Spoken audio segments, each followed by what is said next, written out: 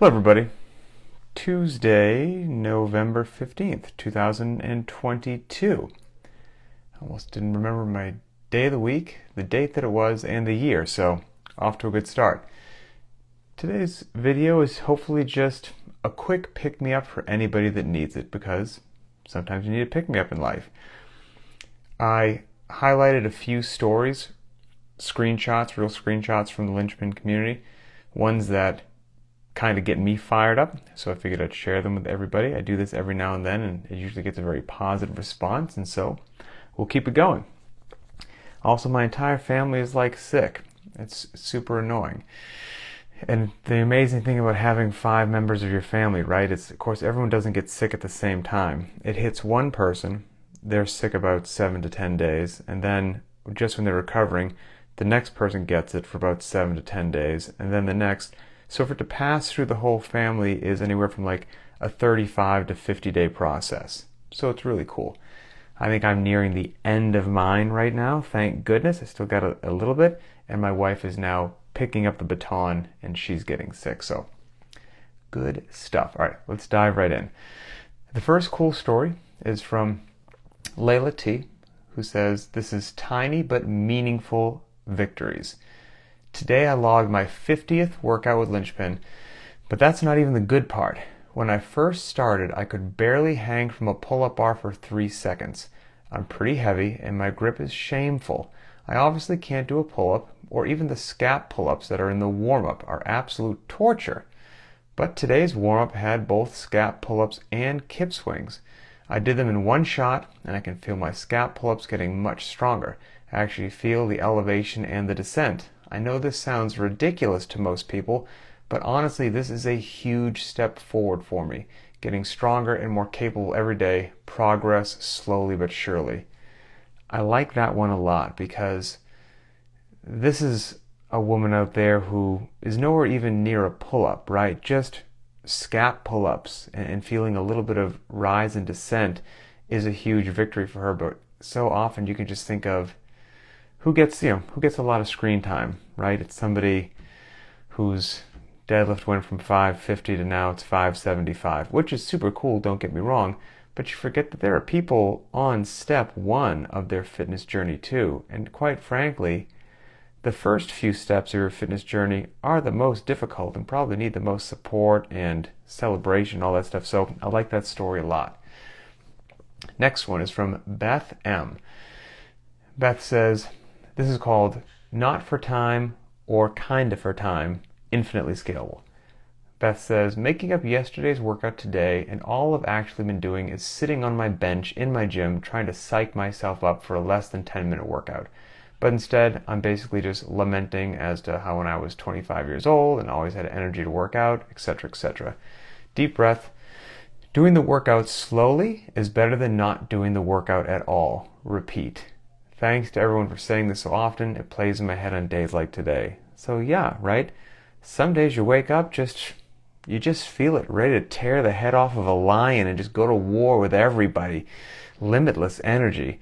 Some days, just getting in the darn workout at a mediocre pace is a huge victory. But those days are still bricks in the wall. Now, hopefully somebody doesn't run with that. Well, potentially they're overtraining, and that's not what we're talking about. Sometimes you just don't, have that oomph, but you get yourself to do it anyway with a little resilience and mental toughness, and that's cool, and that's very beneficial. So yeah, another brick in the wall. Well done, Beth. Those stories fire me up. This one's from Steve. I like this one a lot. So what you can't see is, in the photo that Steve has, an amazing piece of cooked steak. It makes my mouth water. It's incredible. I'm instantly jealous. But this is what Steve has to say. "DT didn't go as planned. Listen to a Linchpin conversation. A Linchpin conversation I listened to yesterday really hit the mark on ideal workouts versus life." I think that's a recent podcast that we did within the last couple of weeks. "During the second round of DT, the kids wanted pancakes. During the second round of DT. But pancakes, right? Pancakes are awesome. So during the second round of DT, the kids wanted pancakes. I stopped and got that started. I then hit the rower for 500 meters to warm up again and got to the final 3 rounds. Was it ideal? Nope, not at all. Was fitness still achieved? Sure was. Did the wild card loading save some of that GBP gas tank for helping my mom clean out the house today? Smart decisions so I can get after it tomorrow as well. On a positive note, the kid made me a cup of coffee for my birthday. He's not paying rent yet, but it's a step in the right direction. So, first of all, as a father myself, I've been in this situation. In the middle of the workout, a young man or a woman comes in with some sort of need that they've got it. Some things can wait, but some things, it's okay to stop the workout. Now that might just rattle some people to their core, depending upon where you are in your fitness journey or where you are in your phase of life and what is or is not a priority. But the fact that Steve stopped 2 rounds into DT and made his kids pancakes absolutely puts a huge smile on my face. It's good to go. DT will still be there. Getting your kids some pancakes, awesome. And I hope you had a pancake yourself. Pancakes are phenomenal. That being said, I don't know what I'm going to have for dinner. Maybe we'll do breakfast for dinner. You might have just swung me, Steve. Okay, 2 more. Let's see. This is from Lisa R., who, by the way, is a profoundly fit member of the Linchpin community and profoundly strong as well. So Lisa says, I was 2 sets into my 7x1 front squats this morning when life took over. Not got in the way, took over. I'm a mother first, and when the kids need or want me, I drop whatever it is that I'm doing, in this case the barbell, and be with them. They're teenagers, but that doesn't mean they still don't need or want their parents. 15 minutes had gone by, and by the time I was able to get back to the bar, I tried for a 3rd rep and wasn't able to move in any direction that resembled going down and up. I was no longer warm. I dropped the bar, stripped the weights, and decided just to do the accessory work for time. I had no time to warm up again. I may not get to complete my squats today. That's okay. I did what I needed when I needed to do it.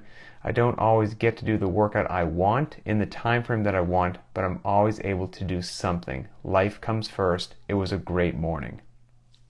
Again, really cool perspective. And as I've said before, I'm sharing these because I actually find these stories way more motivating than, hey, did you see that really fit games athlete did a workout fast? No, I missed it. Hey, did you see that they lifted a really big weight? Yeah, gotcha. And that's not said to be, I'm saying that with a bit of tongue in cheek. I've got plenty of friends who are games athletes. That's not to undercut their progress, their dedication, etc., etc. I get all that. All I'm saying is that doesn't move my motivation needle personally. Hearing real people living real lives who aren't professional athletes, who've got the family, the work, the mortgage, the everything going on, the absolute bare minimum free time after the commute to work and a stressed out day, and they still somehow figure out some fitness, even if it's not ideal, they somehow make it happen. Those stories fire me up and motivate me, because I have those days where whatever it is going to be a wonderfully convenient reason for me to blow off or not do the workout, and I think about everyone else making it happen, and I get my butt into the garage gym and I do something. So, and here's the final one, and this one is not only motivating, but it's just one of those deals where there's that old saying that everyone has their problems, right? And you always think that your problems are the worst. And if you were around a table and everyone threw their problems on the table and you actually saw what everybody else was dealing with, you would happily take your problems back, right? Because most of us just don't realize what everyone else is going through. And this post from Alex really kind of brings that to light as well. As I do this video, I don't know if you can hear this, my little girl's on the other side of my office door saying my name, wants me to be out there with her. So I'm going to wrap this video up with this final story. Oh, she just banged on the door. She knows what she wants. And then I'm going to go out there and be with her. So Alex says, only getting in 2 workouts this week. Cherry-picked Mondays and Tuesdays. My 11-year-old son, who is my workout buddy, is having brain surgery tomorrow in the hopes of curing his epilepsy. I have a pretty firm no stressing out policy about it, but the last few days have been a little rough on my emotions. The mental focus needed for heavy power cleans, front squats, and squat cleans was just what I needed this afternoon. 50 minutes-ish of just me and the barbell. Now I feel a lot better.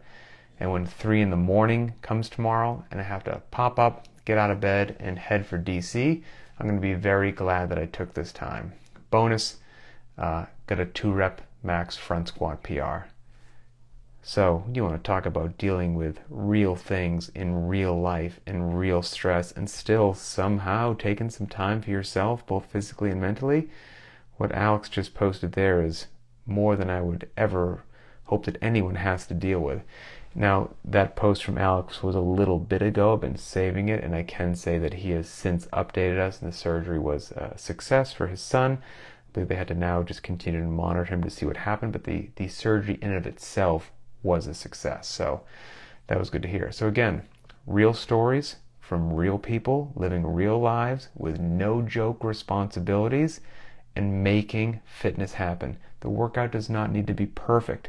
Pretty darn good. If you do a pretty darn good workout every day and you keep doing that month after month, year after year, I'm here to tell you, guess what? Most people quit. So the fact that you just stuck in there, made whatever decisions you had to do, you're going to be a beast, and you'll be at the finish line, and not a lot of other people will. Same deal on the nutrition front. You don't need to eat perfect every meal. You don't want to eat like a drunken pirate either. But if you eat pretty well, most of the time, you're going to do okay in this world. You're going to be okay. So cut yourself some slack, do what you can with the hand that you're dealt, and make it happen. All of us are dealing with something. Make it happen. Until next time, have a good day.